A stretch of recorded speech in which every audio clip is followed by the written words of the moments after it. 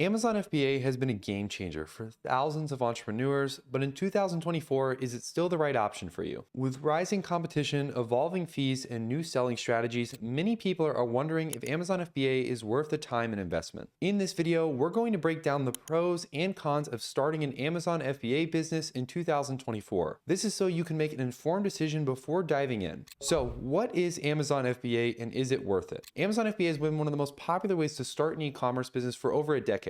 The platform's ability to handle logistics, order fulfillment, customer service, and returns has made it ultra attractive to entrepreneurs worldwide. But as we head into 2024, many people are still questioning whether or not this business model is still viable. With increasing competition, rising fees, and changing consumer habits, the question really remains is that can you still make money with this? We will be doing an in-depth analysis in this video today, going over challenges, opportunities, and common misconceptions about this business model. First things first, let's talk about the dominance that Amazon has over the marketplace. Amazon is still a dominant force in the e-commerce world. In fact, Amazon is now a $1.6 trillion company, and it accounts for nearly 50% of all e-commerce sales in the US alone. With over 300 million active users globally and 200 million of those Amazon Prime members, the platform is a huge marketplace that continues to grow year over year. The reality is that no other marketplace comes close to offering the vast audience and logistics and support that Amazon offers. Despite concerns about competition, it's essential to understand the sheer size of the market. As of 2024, Amazon is predicted to generate over $800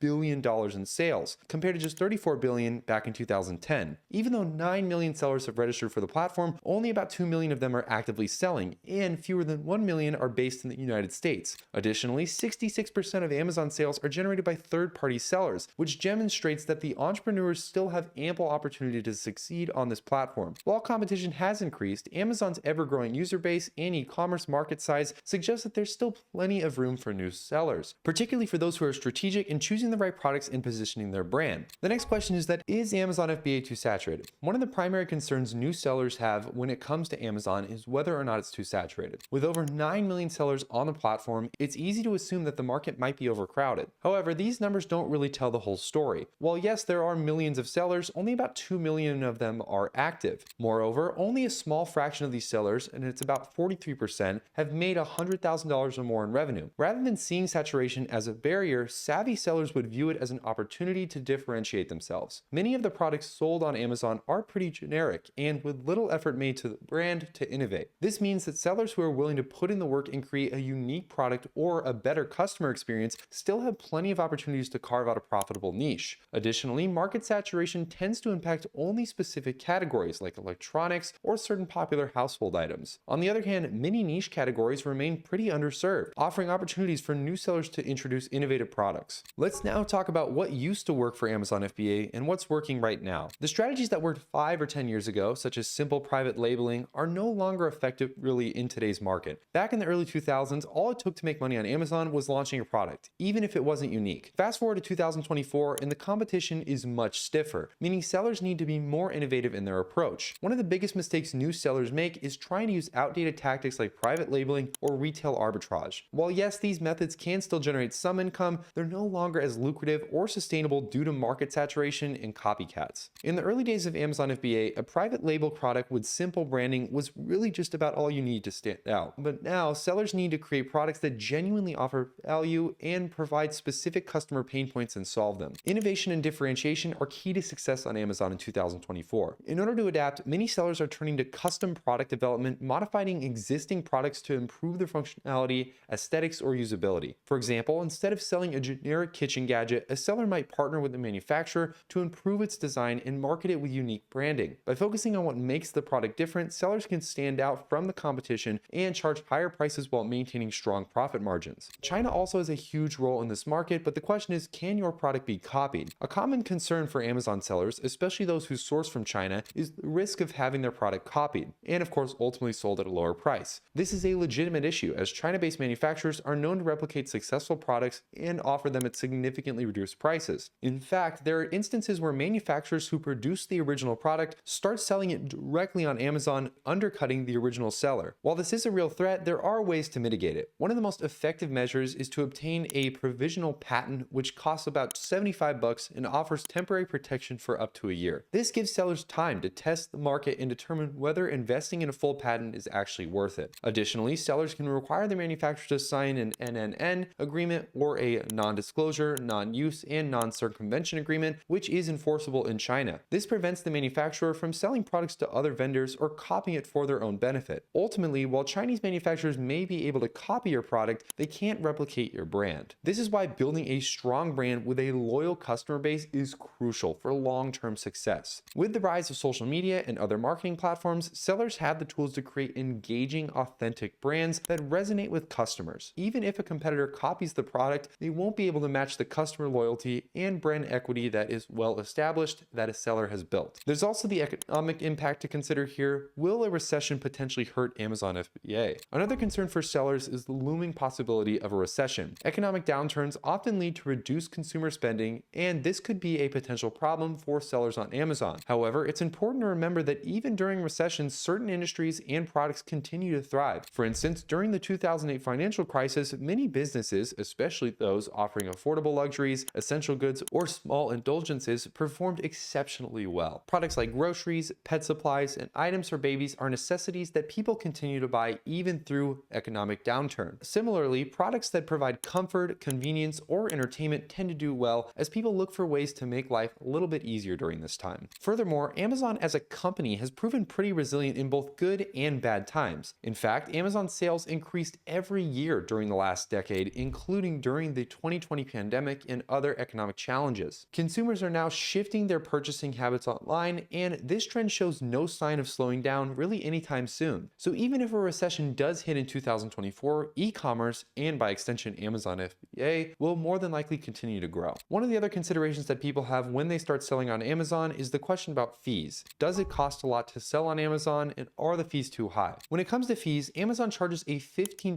referral fee on each sale, and sellers who use fulfillment by Amazon FBA must also pay additional fees for storage. They also have to pay fees for things like order fulfillment and even returns. While these fees can cut into your profit margins, many sellers argue that the benefits of using Amazon's vast logistics network far outweigh the cost of these fees. By using Amazon FBA, sellers can easily offer Prime shipping, which is a major selling point for customers. Prime eligible products are 5 times more likely to be purchased than those products without. Additionally, sellers also don't really have to worry about storing inventory, packing orders, and dealing with customer service. Amazon will handle all of this completely for you. That being said, sellers can also reduce the cost of their overall operations by using programs like Amazon's brand referral program, which of course ultimately lowers referral fees from 15% to 5% if you bring external traffic to your Amazon store through different channels like social media, email marketing, and other types of marketing channels. This can make a significant difference in your bottom line, especially if you have a strong presence on platforms like Instagram, YouTube, or even TikTok. One of the keys to succeeding with Amazon in 2024 is understanding that the platform is more than just a marketplace. It's a search engine. Customers come to Amazon with a clear intent to purchase, and the key to capturing their attention is to offer products that meet their needs. One of the best ways to do this is to find specific keywords and analyze customer search behavior using a tool like Helium 10. If you guys want to get started with Helium 10, make sure to use the link down in the description below. You're going to get an awesome discount in the process, and it helps support our channel. Also too, if you guys are interested in getting started with Amazon FBA in the first place, one of the best ways to do that is with specific educational programs. One of the best educational programs out there is Amazing Selling Machine. I would definitely recommend using the link down in the description below to get a huge discount when getting started with the program. They teach you everything you need to know, from how to set up your Amazon FBA store, what products to sell, and how to consistently scale it month over month and make a full-time income from this side hustle. All you have to do is click the link down in the description, which should take you to this page here, where you simply have to hit the sign up now button. And as you can see, you're going to get 40% off of memberships plus a buy one, get one offer that they have going on right now. Once you hit the sign up now button, we simply enter in our first name, our last name, our email address, and then we can head over to step 2 where we can get started with Amazing Selling Machine. Let me know what you guys think about Amazon